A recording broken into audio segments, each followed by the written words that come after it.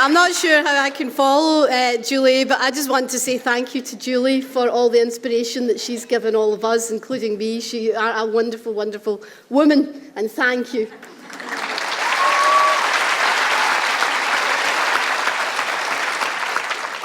And thank you to Women's Place UK and to UCL for hosting us here today and making this possible. We had to cancel a meeting at Edinburgh University quite recently because it wasn't possible because of intimidation. So it's not easy for institutions to do this, but the more institutions that do it, the more that we'll get the message out. And so thank you all for coming as well.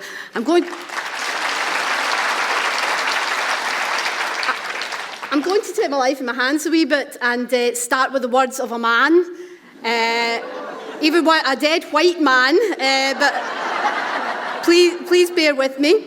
It was John Stuart Mill writing in 1859, and he said, "When we silence an opinion, we rob the human race. We rob posterity as well as our own generation. We rob those who dissent from that silenced opinion even more than those who hold it." I've edited him a wee bit because most men can do with a bit of improvement.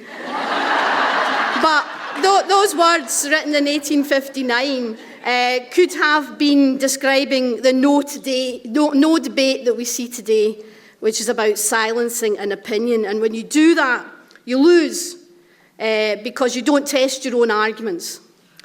Silencing women has always been the most effective way of controlling women. For centuries, women in these islands were silenced almost entirely in the family, in the courts, in politics, in the workplace, and many women still are, and around the world many women still are. Historically, women who spoke up for themselves were silenced by the threat of violence. In medieval Scotland, we had the scold's bridle, an iron torture device placed over the tongue of a particularly mouthy female. And it was interesting to attend Selina and Sarah's workshop today on women's history and see that bridle being used in caricatures about the suffragettes. But somebody in one of the workshops groups said, well, Twitter is the new scold's bridle. That's the way that we silence women today. And I think women are silenced mostly by social control, the fear of expressing the wrong opinion, which Julie talked about, is particularly pressing on young women, and the fear of social ostracisation and ridicule. Women's liberation 50 years ago was empowering because women demanded the right to be heard, to define their needs and put themselves first, not to be kind. And that's why the anthem of the liberation movement was Helen Reddy's "I Am Woman, Hear Me Roar." And it was that roar, the collective voice of millions in second-wave feminism, that gave us reproductive rights, that challenged and exposed male violence through self-organisation, that demanded equal pay, that tried to reclaim the night, that dissected sexism and deconstructed codes of dress and behaviour designed to feminise and infantilise women. I heard that roar as a working-class teenager in the west of Scotland, coming of age in the 1970s, and it's such an honour to be here today paying tribute to that grassroots movement, and how fitting that Women's Place UK, another grassroots movement, is making that commemoration possible.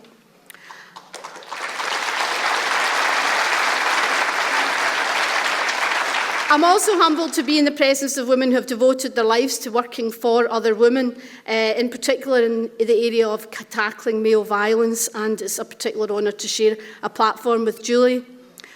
I'm here today to talk to you about how in Scotland we overcame attempts to silence women with opinions. First, however, I want to say a few things about where I come from politically, because I don't expect everybody here to be familiar with Scottish politics. I'm a member of the Scottish National Party, which is a social democratic movement to achieve full autonomy for Scotland, and through that process to make our country fairer. I believe that Nicola Sturgeon, the First Minister of Scotland and the leader of the SNP, is the most effective politician in the UK.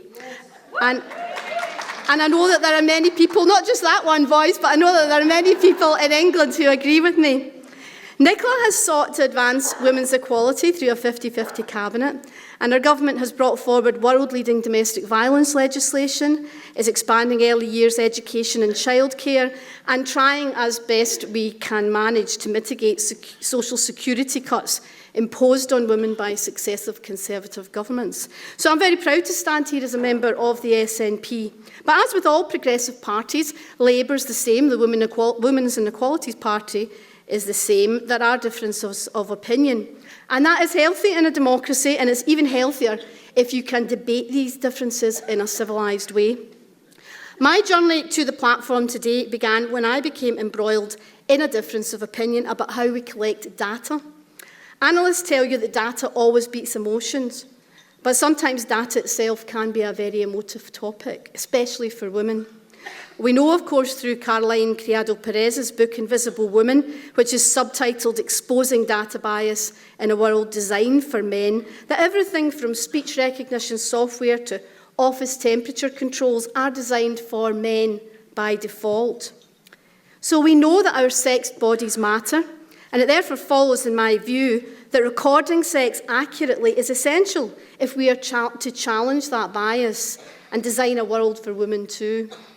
So in the Scottish Parliament, I'm the convener or chair of the Culture, Tourism, Europe and External Affairs Committee, and our Parliament gives committees a leading role in scrutinising legislation. So in 2018, my committee was asked to look at the Census Amendment Bill, which introduced voluntary questions on transgender status and sexual orientation in the 2021 census. There should be a bill coming to Westminster soon, so look out for it. The bill was a short one-pager, and it was considered uncontroversial. I thought we'll get through this in a week. You don't need to take any evidence. All MSPs agreed that these questions on transgender status and sexual orientation would help us understand and provide services for two groups who are protected by the Equality Act. But most MSPs were concerned that the bill also proposed to change a line in the 1920 Census Act, which basically says, we will ask a question about sex. That's what they said in 1920. But the proposed amendment in the bill changed that to say sex, including gender identity. Now that kind of jumped out at me like a red light. Most MSPs were also concerned to hear that the census in 2021 proposed to change the sex question to include a third option. And we also discovered in the course of our scrutiny that there had been online guidance issued by the census authorities in both Scotland and England in 2011, which advised that the sex question itself could be answered on the basis of self-identification, even if the respondent didn't have a gender recognition certificate.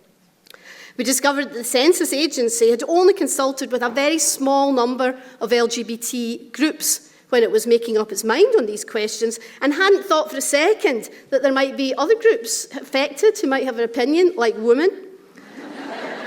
So this one-page bill wasn't straightforward at all. The committee had a call for evidence, and some wonderful women made sure that the Twitter sphere was well aware that this unassuming piece of legislation in Scotland was actually rather significant. And I would like to pay there's so many people I could name, I want to pay special thanks to Professor Kathleen Stock in that regard.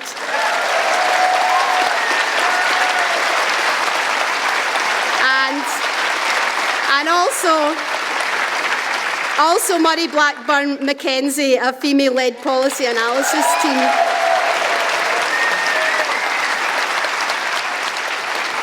So thanks to them, the written evidence piled in from women concerned about the change, and that meant the committee saw all the evidence and agreed that this actually was a debate. It wasn't just some obscure piece of admin, and that must be reflected, of course, in our oral evidence sessions.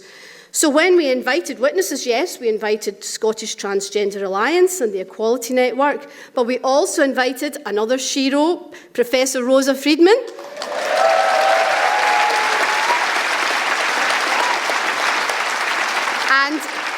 and Susan Smith from For Women Scotland.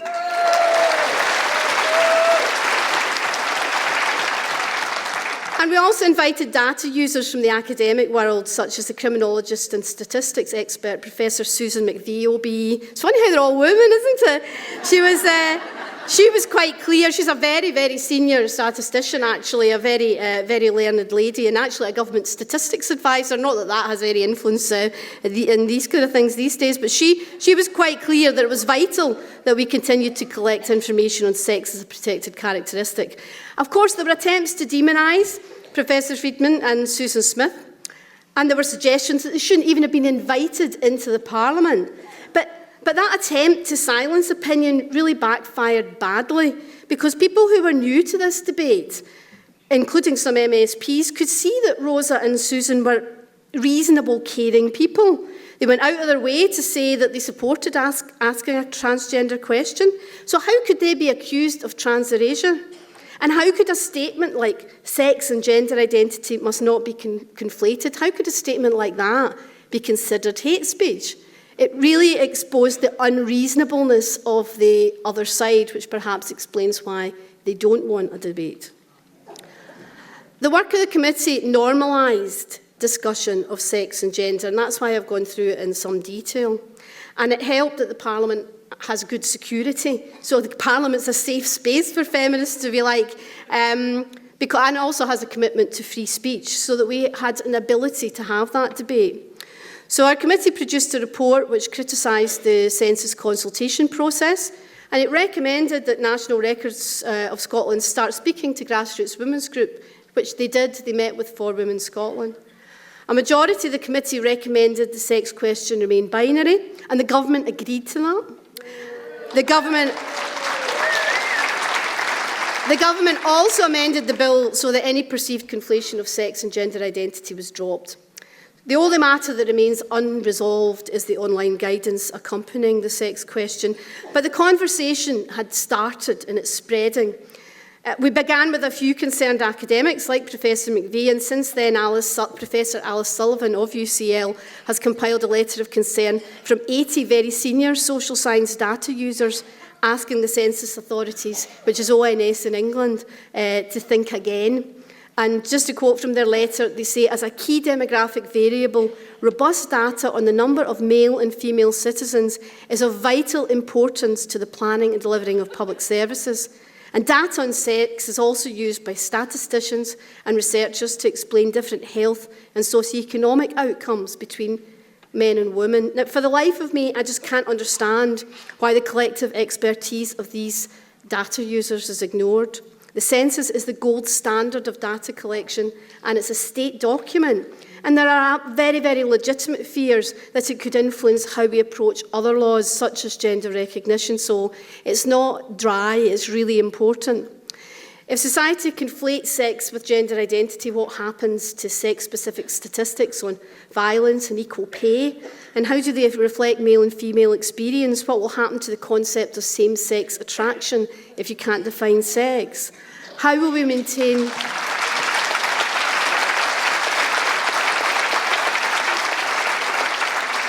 How will we maintain, well, of course, we're preaching to the converted here, but we're already seeing it. How do we maintain single-sex spaces in prisons, changing rooms, hospitals, if sex is just a matter of identity? And how can we continue to reserve jobs for females to protect privacy and dignity, such as intimate personal care?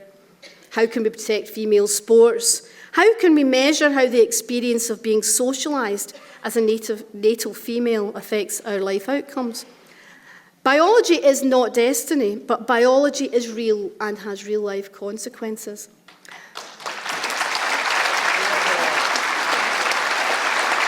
After my committee completed its report on the census bill, I decided to speak out in a Twitter thread, which was shared by thousands of people. I'd already been subject to quite a bit of online abuse just for asking questions in my committee, so I reckoned it couldn't get any worse, but it did actually get worse. But my thread won Tweet of the Year, which is a big thing in the Scottish Politics Awards. And that wasn't because the judging panel was made up of gender-critical feminists, by the way. It was a judging panel that consists of journalists and veteran politicians from every party. But they were offended that the idea that speaking about perfectly reasonable things would cause this barrage of abuse.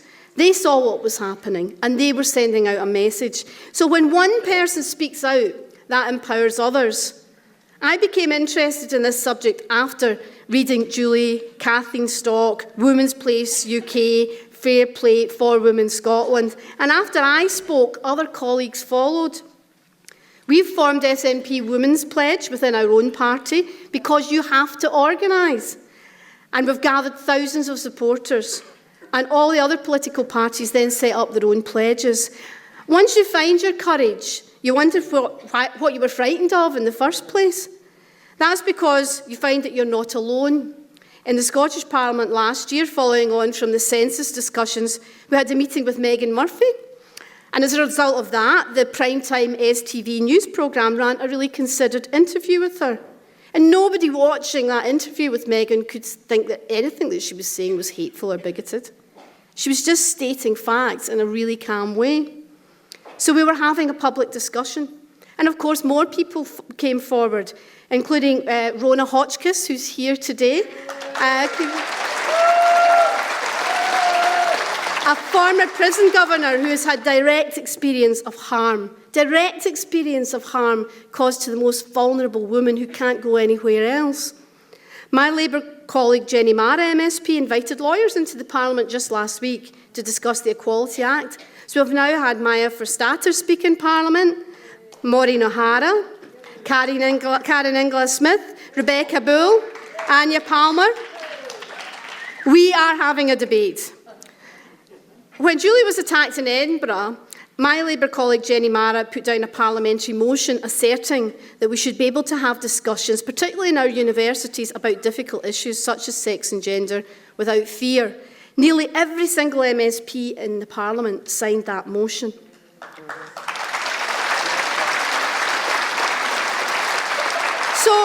So being brave gets results. The process of reforming the Gender Recognition Act was slowed down. We had a statement in Parliament which acknowledged the concerns of women. A government working group headed by the Chief Statistician is now looking at how statistics on sex and gender are gathered.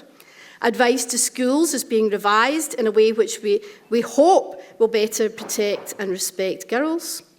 There's still a long way to go in Scotland, as there is everywhere else. Now the new consultation into the proposed Gender Recognition Reform Bill is open, and it's open to everyone. And believe me, supporters of the self-identification of sex are already sending in their responses from all around the world in a very well-coordinated, well-funded campaign. So if you wish to respond, please do it now. Scotland is a very outward-looking country, and we really welcome your views. So you'll find all the information you need on forwomenscotland.com that show you how to respond to the consultation, which closes on March the 17th, but please don't leave it to the last minute. And Anya has some paper copies of the consultation because you can't respond by email. It's a particular web platform or it's hard copy. So please, if you want to take some copies from Anya, she's got lots here, that would be really helpful. I just want to conclude by saying I believe in human rights for everyone, and I'm sure everybody in this room does too. But women's rights are human rights, and consent is at the heart of women's rights. That means nothing about us without us, which is my favourite slogan from Women's Place UK.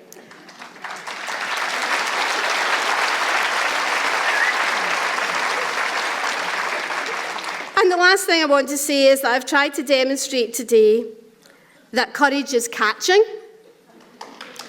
And I just hope that more parliamentarians in Westminster catch some of the courage that we have demonstrated in Scotland. Thank you very much.